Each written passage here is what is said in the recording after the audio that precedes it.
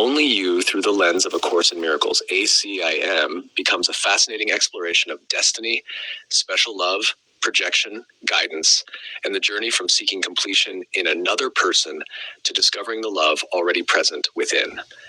At the beginning of the film, Faith is convinced that somewhere there is one specific person who is destined to complete her life. A childhood fortune teller and a mysterious name become the foundation of an entire romantic mythology. From an ACIM perspective, this reflects one of the ego's favorite beliefs. Someone out there has what I am missing. The ego thrives on the idea of the missing piece. It says, when I find the right person, then I will be whole. When I find my soulmate, then I will finally be happy. When the perfect relationship arrives, my problems will disappear.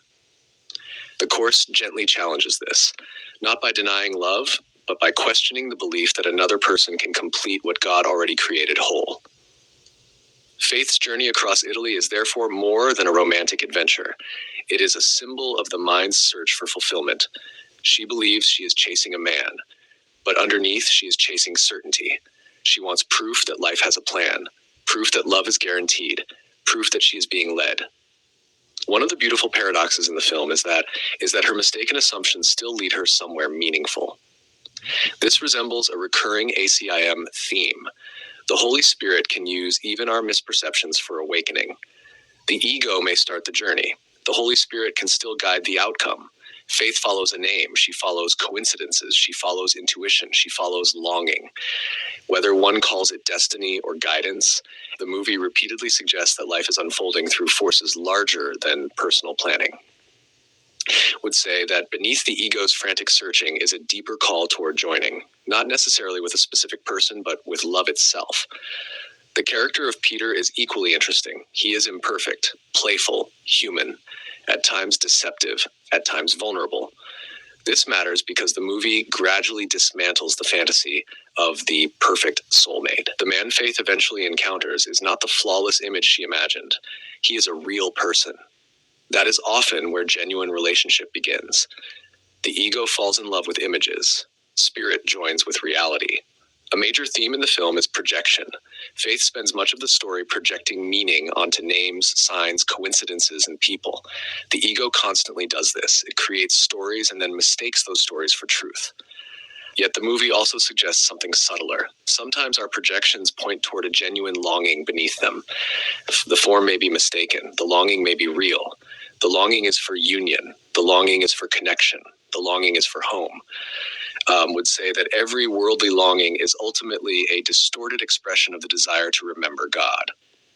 Another important lesson appears through the tension between fate and choice. Faith repeatedly wonders whether events are predetermined. The Course approaches this differently. It does not emphasize predestined romantic outcomes. Instead, it emphasizes purpose. The form may vary, the classroom may vary, the relationships may vary, but every encounter can become a means for forgiveness and awakening. The question is less, is this the one? And more, what am I learning through this relationship?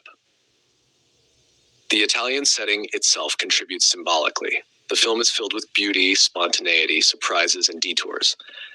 Very little unfolds according to plan. That mirrors how awakening often appears. The ego wants a map. Spirit offers a journey. The ego wants guarantees. Spirit offers trust. The ego wants certainty before taking a step. Spirit invites willingness before certainty arrives. By the end of the film, the original fantasy begins to soften. What matters is no longer whether a childhood prediction was literally correct. What matters is the living experience of connection occurring now. That shift feels deeply aligned with ACM. The ego seeks salvation through a special person. The Holy Spirit uses relationships to reveal a love that was never dependent on any single person. Viewed through an ACIM lens, Only You becomes a gentle reminder that while the ego searches the world for the one, the deeper journey is discovering that the love we seek in another is ultimately pointing us toward the wholeness we have never actually lost. The miracle is not finding the perfect person. The miracle is recognizing that love was never absent, even while we were searching for it.